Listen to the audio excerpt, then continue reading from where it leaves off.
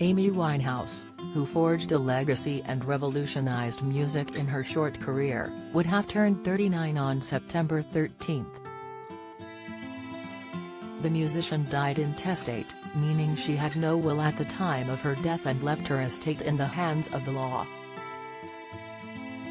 The Back to Black singer was in the professional music industry for less than a decade, but the star's meteoric success garnered her millions. Celebrity Net Worth reported that the rehab singer was worth around $4 million, £46 million, at the time of her death. Usually, if a person dies without a will, inheritance laws take over and an individual close to the deceased will usually be named as administrator of the estate, which, in Winehouse's case, was her father Mitch. According to NLP law, the rules of intestacy meant the inheritance would have to be distributed between her parents, children and spouse.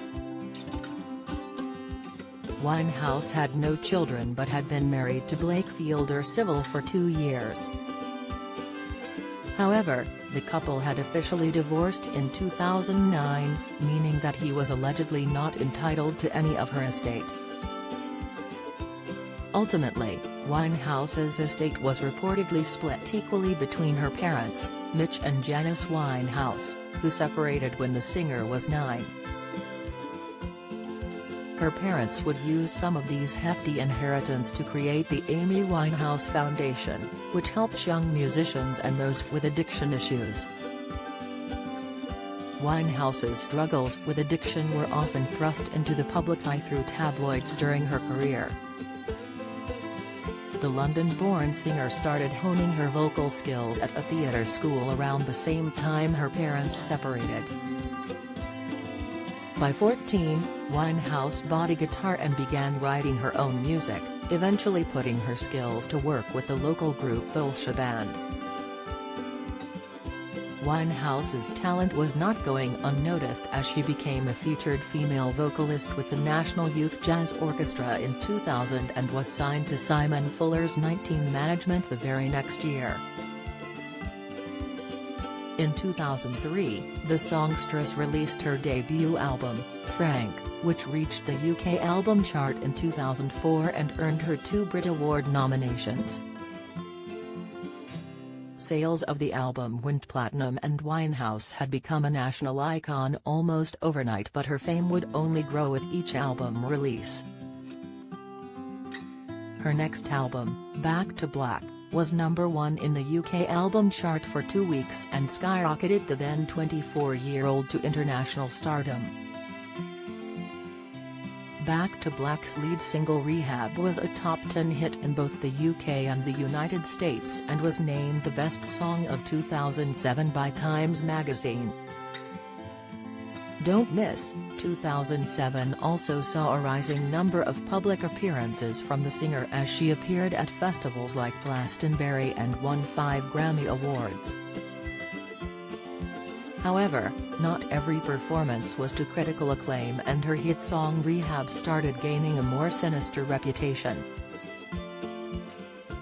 In June 2011, a month before her death, the BBC reported that she had been frequently booed at the first concert of her European tour after appearing intoxicated.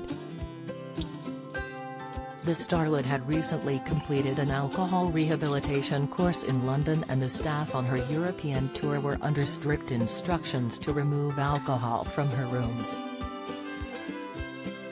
The BBC report stated the performance in Belgrade, Serbia had a crowd of 20,000 who were not impressed by watching Winehouse mumble through songs and stumble across the stage.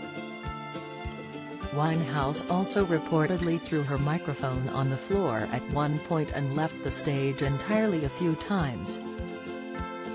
A month later, Winehouse's bodyguard reportedly found her unresponsive in her London home, and an inquest later confirmed she had died from alcohol poisoning. The Valerie singer's fame continued to grow after her death, as her Back to Black album briefly topped UK charts as one of the best-selling albums of the 21st century after her passing. Celebrity net worth estimated that the singer has generated $10 million, £8.